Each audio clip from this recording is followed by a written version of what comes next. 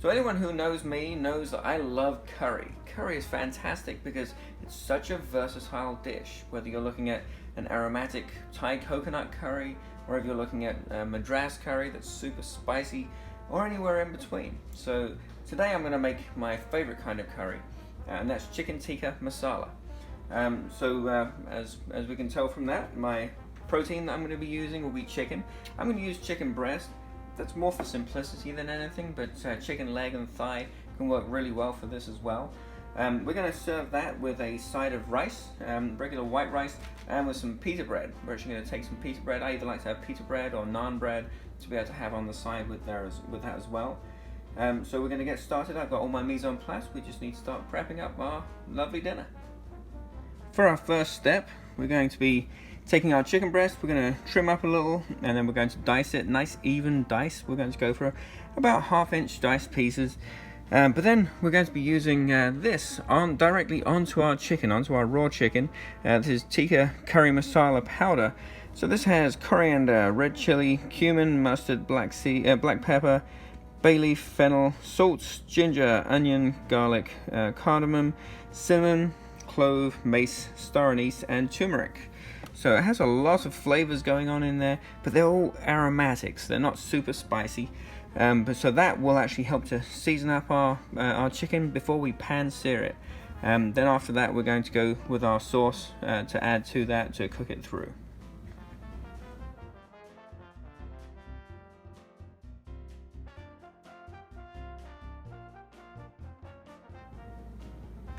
We're going to prepare our pita breads now, and rather than just having plain pita bread, we like to give it a little zhuzh. So we're going to take some of our coconut oil, not a lot because we don't want to make these greasy, but we're just going to give them a quick spread over, just a little, so that way we can then sprinkle a little onion powder over the top and a little garlic powder, and then we'll put them under the grill just for a couple of minutes to warm them through. They'll be delicious.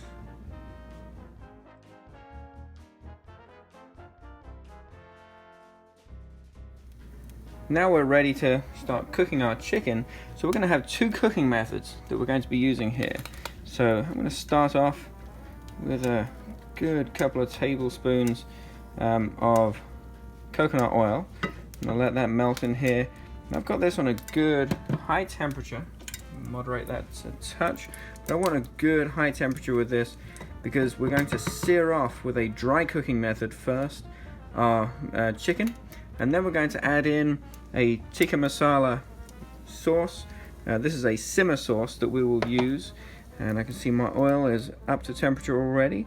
We want to make sure this is hot so it sears this chicken. We start off with a dry cooking method, and then we follow on with a moist cooking method as we're simmering.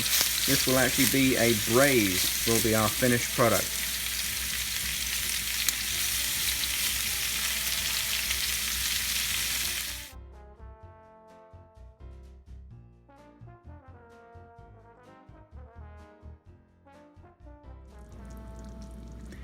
Now we're going to prepare some braised rice. So this can go several different ways. We're actually going to do ours entirely on the stove, but it can be done on the stove to start off with and then going into the oven to cook. So we're going to take about 2 tablespoons of coconut oil here. You can use butter though, that would be perfectly fine. We're going to melt this through, and now at this stage you could also include into the pan some onions. It's very traditional, it gives lots of flavor. We're looking for a fairly neutral flavored rice dish here. So we're going to go with 1-2 cups of rice, and because we're going with 2 cups of rice, we always double the amount of liquid. You have choices here. You can use stock, you can use some white wine in there as well if you wanted. We're actually just going to use water. Again, we're looking for a fairly neutral rice dish in this instance. I'm going to stir this through. You can hear it kind of crackling away a little bit. Just going to stir this through for just a minute or two. And then after that, we're going to add in our water, our 4 cups of water, with our 2 cups of rice. We're gonna simmer it gently on the stove top for 15 minutes and it'll all be ready, nice and fluffy and all separated out into individual grains.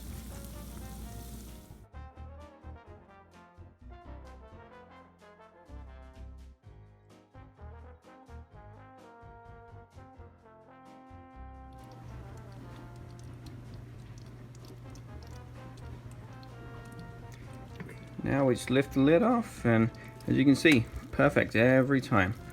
Just fluff it up with a fork. All the grains separate out nicely, perfectly cooked every time. Pull out our wonderful garlic onion pita, and now it's just a matter of putting everything together on the plate.